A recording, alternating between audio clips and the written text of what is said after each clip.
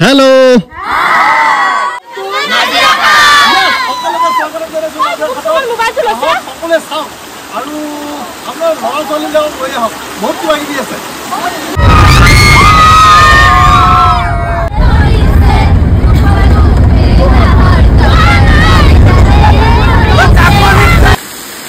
okay नमस्कार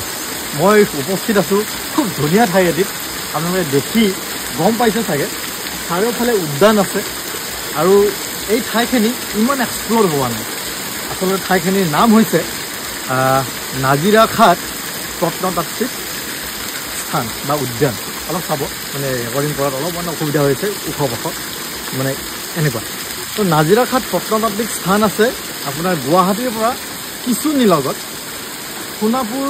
নাপাওতে আছে আৰু এই ঠাইখিনি বাহিৰৰ পৰা মানে ইমান ধুনিয়া নহয় বাহিৰৰ পৰা মানে ক'ত আহিলো এনেকুৱা লাগে কিন্তু ভিতৰ আহিলে আপুনি গম পাব অলপমান চাওকচোন পিছফালে এইফালে ইমান ধুনীয়া নিজৰা আছে লগতে মই দেখাই দিছোঁ ইয়াতে ধুনীয়াকৈ এটা গণেশ মন্দিৰ আছে আকৌ এইটো এটা খুব ধুনীয়া নিজৰা আছে এই নিজৰাটো ইয়াৰ বিশেষত্ব এনেকৈ বৈ গৈছে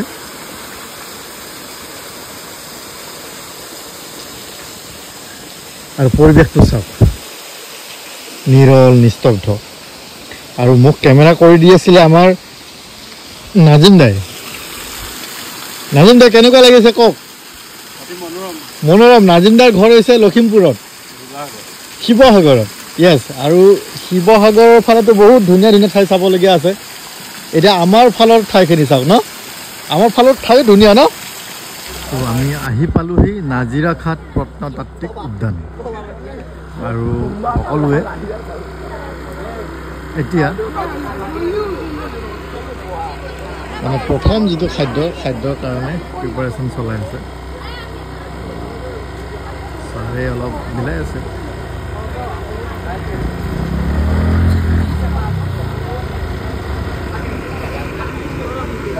সকলোতকৈ ডাঙৰ কথাটো হ'ল কি কুকুৰটোৱে বহু মানুহ দেখিছে বহু দিনৰ মূৰত কিবা ভাবি আছে মানুহৰ মুখলৈ চাই আছে কিবা খাব পাম নেকি সেইটো ভাবি আছে অ'কে ৰাতিপুৱাৰ সময়খিনি যদি কমলা কল এনেকৈ যদি পিকনিকত মানে আৰম্ভ নকৰা আকৌ ব্ৰেড কণী আছেই দেখা পাইছোঁ তেনেহ'লে মানে আধৰুৱা হৈ ৰয় গতিকে খাব লাগিব সকলোৰে লগত খাই আছোঁ ভালকৈ কমলা চেণ্টটো মানে এইটো যে মাৰে যে মজা ন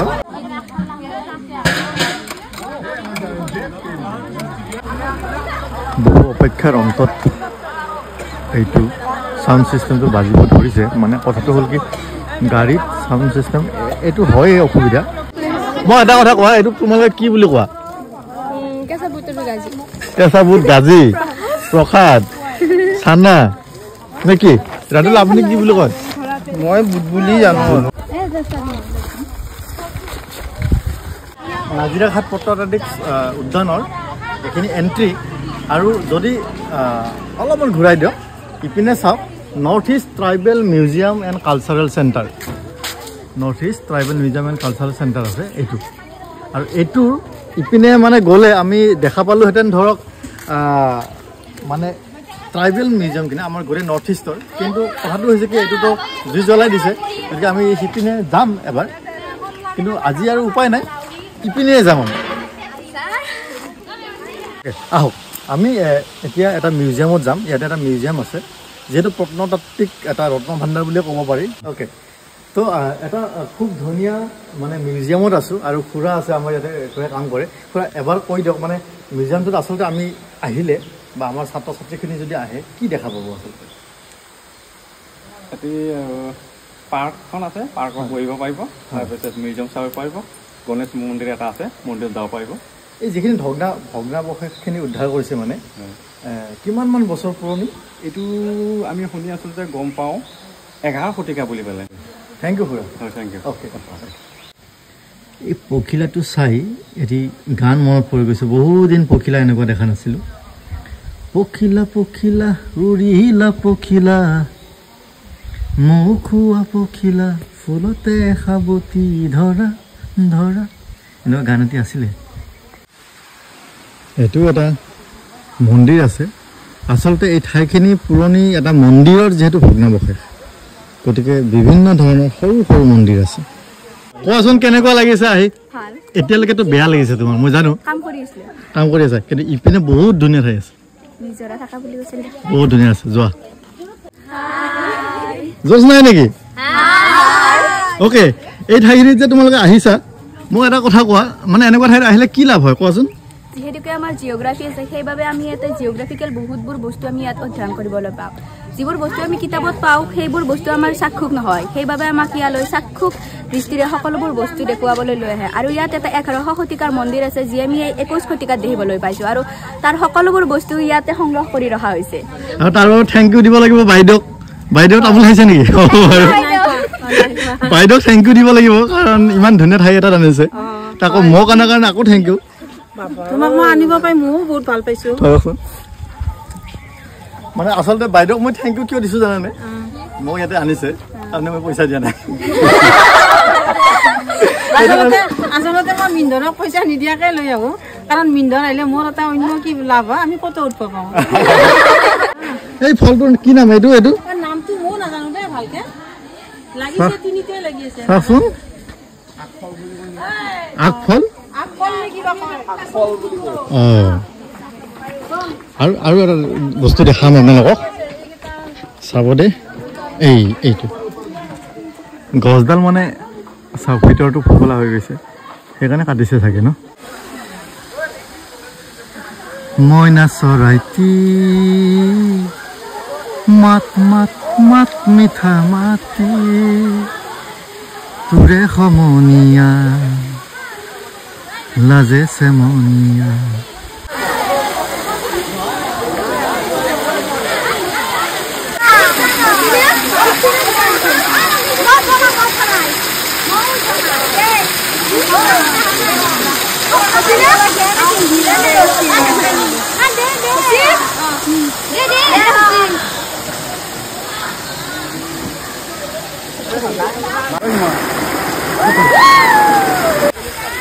এই গছডাল বহুত ধুনীয়া লাগিছে পাত নাই ন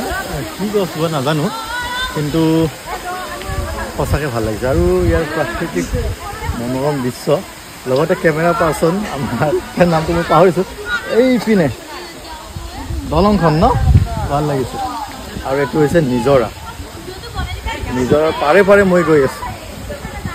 অসমত থকা এটা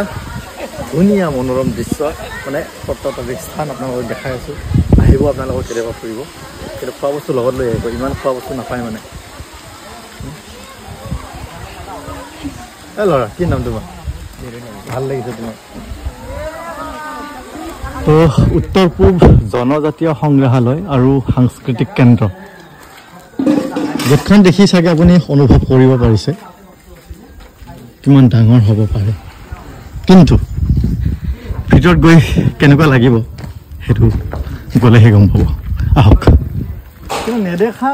নেদেখা কিবা এটা ফুল দেখা পাইছোঁ এইটো তোমালোকে জানানে এইটো কিবা নামটো জানা নেকি হাপানী ফুল সঁচাকৈ নে যায় এনে কৈছা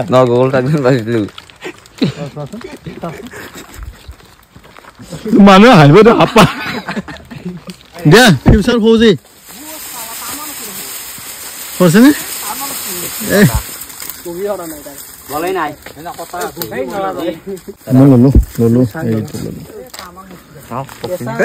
যিটো মিউজিয়াম জ্বলাই দিয়া বুলি আমি শুনিছোঁ পিছফালে চালে আপুনি অলপমান অনুভৱ কৰিব পাৰিব কিমান ধুনীয়া ষ্ট্ৰাকচাৰটো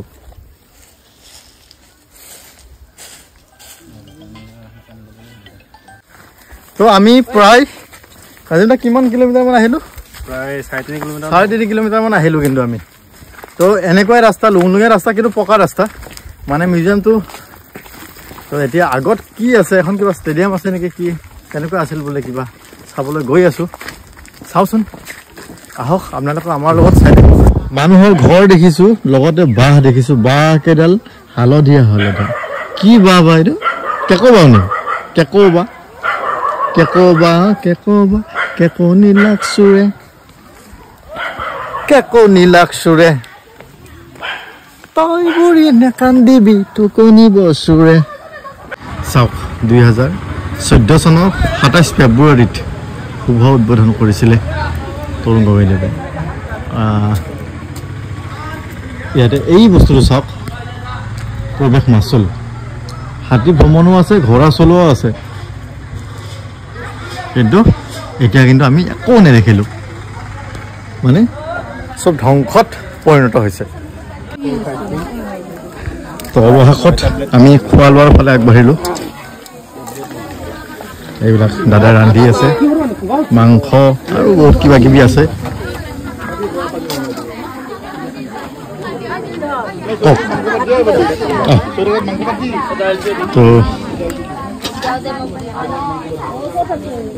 এয়া আছে খানা